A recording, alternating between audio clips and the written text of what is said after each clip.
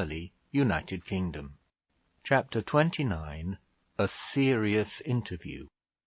There are people who delight in serious interviews, especially when to them appertains the part of offering advice or administering rebuke, and perhaps the Archdeacon was one of these. Yet on this occasion he did not prepare himself for the coming conversation with much anticipation of pleasure. Whatever might be his faults, he was not an inhospitable man, and he almost felt that he was sinning against hospitality in upbraiding Eleanor in his own house. Then also he was not quite sure that he would get the best of it. His wife had told him that he decidedly would not, and he usually gave credit to what his wife said. He was, however, so convinced of what he considered to be the impropriety of Eleanor's conduct, and so assured also of his own duty in trying to check it, that his conscience would not allow him to take his wife's advice and go to bed quietly. Eleanor's face as she entered the room was not such as to reassure him. As a rule, she was always mild in manner and gentle in conduct, but there was that in her eye which made it not an easy task to scold her. In truth, she had been little used to scolding. No one since her childhood had tried it but the Archdeacon, and he had generally failed when he did try it. He had never done so since her marriage, and now, when he saw her quiet, easy step as she entered his room, he almost wished that he had taken his wife's advice. He began by apologizing for the trouble he was giving her. She begged him not to mention it, assured him that walking downstairs was no trouble to her at all, and then took a seat, and waited patiently for him to begin his attack.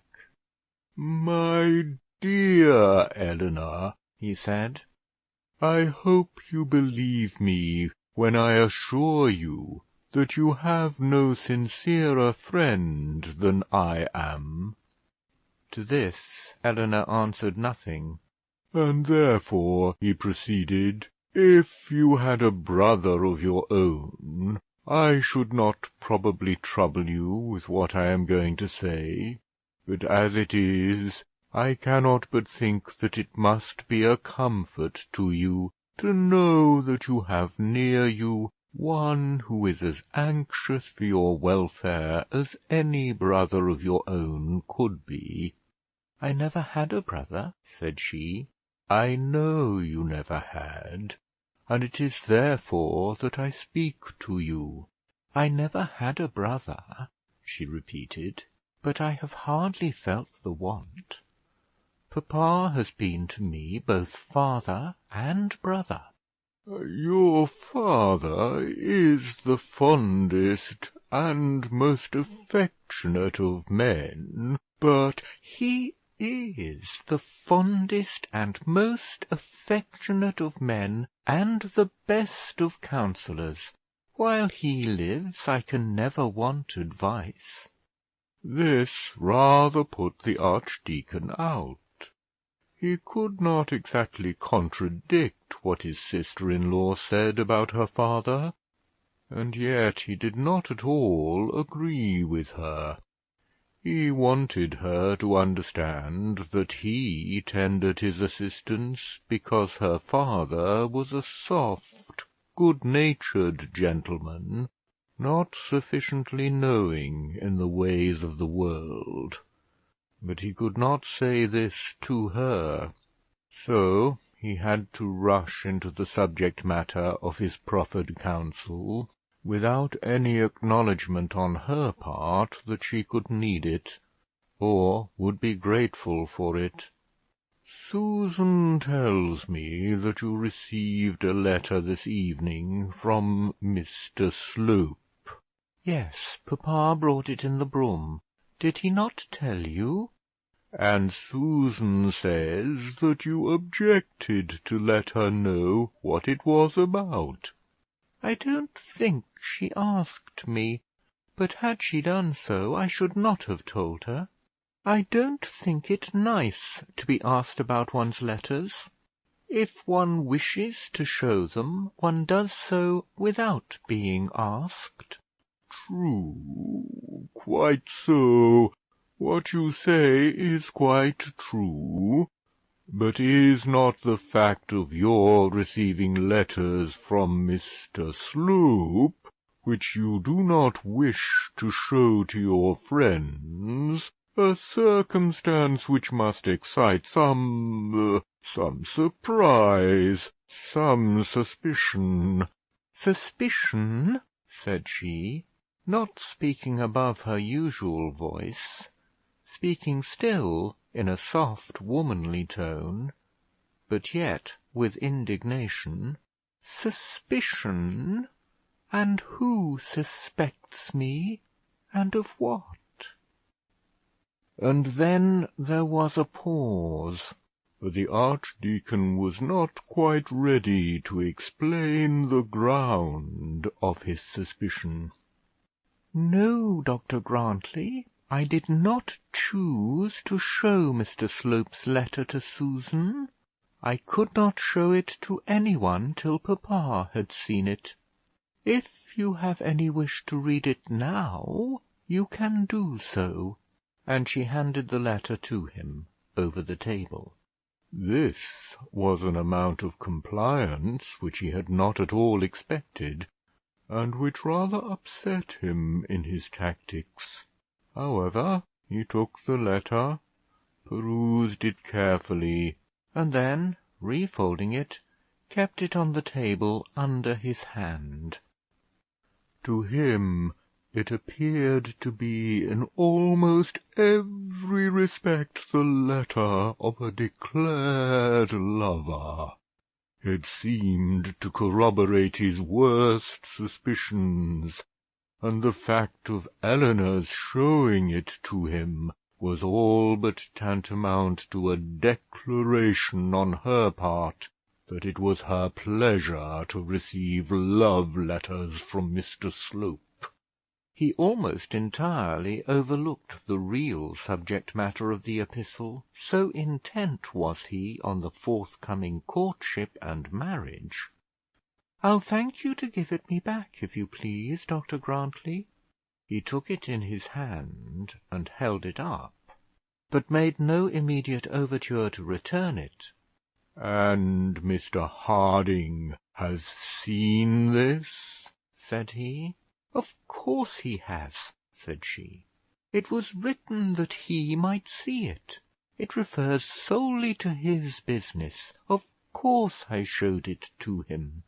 "And, Eleanor, do you think that that is a proper letter for you, for a person in your condition, to receive from Mr. Slope?" "Quite a proper letter," said she, speaking perhaps a little out of obstinacy, probably forgetting at the moment the objectionable mention of her silken curls. "Then, Eleanor, it is my duty to tell you that I wholly differ from you." "So I suppose," said she, instigated now by sheer opposition and determination not to succumb. "You think Mr. Slope is a messenger direct from Satan. I think he is an industrious, well-meaning clergyman. It's a pity that we differ as we do, but as we do differ, we had probably better not talk about it." Here Eleanor undoubtedly put herself in the wrong. She might probably have refused to talk to Dr. Grantly on the matter in dispute without any impropriety, but having consented to listen to him, she had no business to tell him that he regarded Mr. Slope as an emissary from the evil one, nor was she justified in praising Mr Slope, seeing that in her heart of hearts she did not think well of him. She was, however, wounded in spirit, and angry and bitter. She had been subjected to contumely and cross-questioning and ill usage through the whole evening. No one, not even Mr Arabin, not even her father, had been kind to her. All this she attributed to the prejudice and conceit of the archdeacon, and therefore she resolved to set no bounds to her antagonism to him. She would neither give nor take quarter. He had greatly presumed in daring to question her about her correspondence, and she was determined to show that she thought so. "Eleanor, you are forgetting yourself," said he, looking very sternly at her. "Otherwise you would never tell me that I conceive any man to be a messenger from Satan." "But you do," said she. "Nothing is too bad for him. Give me that letter, if you please." And she stretched out her hand and took it from him. "He has been doing his best to serve papa, doing more than any of papa's friends could do, and yet, because he is the chaplain of a bishop whom you don't like, you speak of him as though he had no right to the usage of a gentleman." "He has done nothing for your father." "I believe that he has done a great deal, and as far as I am concerned, I am grateful to him. Nothing that you can say can prevent my being so. I judge people by their acts, and his, as far as I can see them, are good." She then paused for a moment. "If you have nothing further to say, I shall be obliged by being permitted to say good night. I am very tired." Dr Grantly had, as he thought, done his best to be gracious to his sister-in-law. He had endeavoured not to be harsh to her, and had striven to pluck the sting from his rebuke. But he did not intend that she should leave him without hearing him. "I have something to say, Eleanor, and I fear I must trouble you to hear it.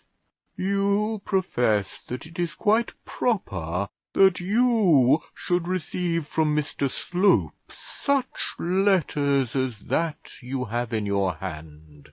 Susan and I think very differently. You are, of course, your own mistress, and much as we both must grieve should anything separate you from us, we have no power to prevent you from taking steps which may lead to such a separation. If you are so wilful as to reject the counsel of your friends, you must be allowed to cater for yourself. But, Eleanor, I may at any rate ask you this: is it worth your while to break away from all those you have loved, from all who love you, for the sake of Mr Slope?" "I don't know what you mean, Dr Grantly. I don't know what you're talking about. I don't want to break away from anybody." "But you will do so if you connect yourself with Mr Slope. Eleanor, I must speak out to you. You must choose between your sister and myself and our friends, and Mr Slope and his friends. I say nothing of your father, as you may probably understand his feelings better than I do." "What do you mean, Dr Grantly? What am I to understand? I never heard such wicked prejudice in my life." "It is no prejudice, Eleanor. I have known the world longer than you have done. Mr Slope is altogether beneath you. You ought to know and feel that he is so. Pray think of this before it is too late." "Too late?" Or, if you will not believe me, ask Susan. You cannot think she is prejudiced against you. Or even consult your father. He is not prejudiced against you. Ask Mr. Arabin." "You haven't spoken to Mr. Arabin about this?" said she, jumping up and standing before him. "Eleanor, all the world in and about Barchester will be speaking of it soon." "But have you spoken to Mr. Arabin about me and Mr. Slope?" "Certainly I have, and he quite agrees with me." "Agrees with what?" said she. "I think you are trying to drive me mad." "He agrees with me and Susan that it is quite impossible you should be received at Plumstead as Mrs. Slope." Not being favourites with the tragic muse, we do not dare to attempt any description of Eleanor's face when she first heard the name of Mrs. Slope pronounced as that which would, or should, or might at some time appertain to herself. The look, such as it was, Dr Grantly did not soon forget. For a moment or two she could find no words to express her deep anger and deep disgust. Indeed, at this conjuncture words did not come to her very freely. "How dare you be so impertinent?" at last she said, and then she hurried out of the room without giving the archdeacon the opportunity of uttering another word. It was with difficulty she contained herself till she reached her own room, and then, locking the door, she threw herself on her bed and sobbed as though her heart would break. But even yet she had no conception of the truth. She had no idea that her father and her sister had for days past conceived in sober earnest the idea that she was going to marry this man. She did not even then believe that the archdeacon thought that she would do so. By some manoeuvre of her brain she attributed the origin of the accusation to Mr. Arabin, and as she did so her anger against him was excessive, and the vexation of her spirit almost unendurable. She could not bring herself to think that the charge was made seriously. It appeared to her most probable that the archdeacon and Mr. Arabin had talked over her objectionable acquaintance with Mr. Slope; that Mr. Arabin, in his jeering, sarcastic way, had suggested the odious match as being the severest way of treating with contumely her acquaintance with his enemy, and that the archdeacon, taking the idea from him, thought proper to punish her by the allusion. The whole night she lay awake thinking of what had been said, and this appeared to be the most probable solution. But the reflection that Mr. Arabin should have in any way mentioned her name in connection with that of Mr. Slope was overpowering, and the spiteful ill nature of the archdeacon in repeating the charge to her made her wish to leave his house almost before the day had broken. One thing was certain: nothing should make her stay there beyond the following morning, and nothing should make her sit down to breakfast in company with Dr. Grantly. When she thought of the man whose name had been linked with her own, she cried from sheer disgust. It was only because she would be thus disgusted, thus pained and shocked and cut to the quick, that the archdeacon had spoken the horrid word. He wanted to make her quarrel with Mr. Slope, and therefore he had outraged her by his abominable vulgarity. She determined that at any rate he should know that she appreciated it. Nor was the archdeacon a bit better satisfied with the result of his serious interview than was Eleanor. He gathered from it, as indeed he could hardly fail to do, that she was very angry with him. But he thought that she was thus angry, not because she was suspected of an intention to marry Mr Slope, but because such an intention was imputed to her as a crime. Dr Grantly regarded this supposed union with disgust, but it never occurred to him that Eleanor was outraged because she looked at it exactly in the same light. He returned to his wife vexed and somewhat disconsolate, but nevertheless confirmed in his wrath against his sister-in-law. "Her whole behaviour," said he, "has been most objectionable. She handed me his love letter to read as though she were proud of it, and she is proud of it. She is proud of having this slavering, greedy man at her feet. She will throw herself and John Bold's money into his lap. She will ruin her boy, disgrace her father and you, and be a wretched, miserable woman."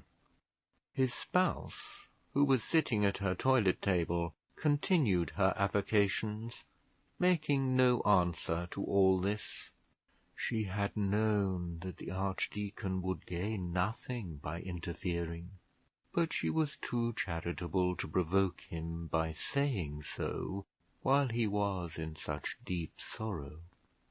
"This comes of a man making such a will as that of Bold's," he continued. "Eleanor is no more fitted to be trusted with such an amount of money in her own hands than is a charity school girl." Still Mrs Grantly made no reply. "But I have done my duty. I can do nothing further. I have told her plainly that she cannot be allowed to form a link of connection between me and that man. From henceforward it will not be in my power to make her welcome at Plumstead. I cannot have Mr Slope's love letters coming here. Susan, I think you had better let her understand that as her mind on this subject seems to be irrevocably fixed, it will be better for all parties that she should return to Barchester." Now Mrs Grantly was angry with Eleanor, nearly as angry as her husband, but she had no idea of turning her sister out of the house. She therefore at length spoke out, and explained to the archdeacon in her own mild, seducing way that he was fuming and fussing and fretting himself very unnecessarily. She declared that things, if left alone, would arrange themselves much better than he could arrange them, and at last succeeded in inducing him to go to bed in a somewhat less inhospitable state of mind. On the following morning, Eleanor's maid was commissioned to send word into the dining room that her mistress was not well enough to attend prayers, and that she would breakfast in her own room. Here she was visited by her father, and declared to him her intention of returning immediately to Barchester. He was hardly surprised by the announcement. All the household seemed to be aware that something had gone wrong. Every one walked about with subdued feet, and people's shoes seemed to creak more than usual. There was a look of conscious intelligence on the faces of the women, and the men attempted, but in vain, to converse as though nothing were the matter. All this had weighed heavily on the heart of Mr Harding, and when Eleanor told him that her immediate return to Barchester was a necessity, he merely sighed piteously, and said that he would be ready to accompany her. But here she objected strenuously. She had a great wish, she said, to go alone, a great desire that it might be seen that her father was not implicated in her quarrel with Dr Grantly. To this at last he gave way. But not a word passed between them about Mr Slope. Not a word was said, not a question asked, as to the serious interview on the preceding evening. There was indeed very little confidence between them, though neither of them knew why it should be so. Eleanor once asked him whether he would not call upon the bishop, but he answered rather tartly that he did not know. He did not think he should, but he could not say just at present. And so they parted. Each was miserably anxious for some show of affection, for some return of confidence, for some sign of the feeling that usually bound them together. But none was given. The father could not bring himself to question his daughter about her supposed lover, and the daughter would not sully her mouth by repeating the odious word with which Dr Grantly had roused her wrath. And so they parted. There was some trouble in arranging the method of Eleanor's return. She begged her father to send for a post-chaise, but when Mrs Grantly heard of this, she objected strongly. If Eleanor would go away in dudgeon with the archdeacon, why should she let all the servants and all the neighbourhood know that she had done so? So at last Eleanor consented to make use of the Plumstead carriage, and as the archdeacon had gone out immediately after breakfast, and was not to return till dinner time, she also consented to postpone her journey till after lunch, and to join the family at that time. As to the subject of the quarrel, not a word was said by any one. The affair of the carriage was arranged by Mr Harding, who acted as Mercury between the two ladies. They, when they met, kissed each other very lovingly, and then sat down each to her crochet work, as though nothing was amiss in all the world. End of chapter 29. Recording by Nick Whitley, Purley, United Kingdom.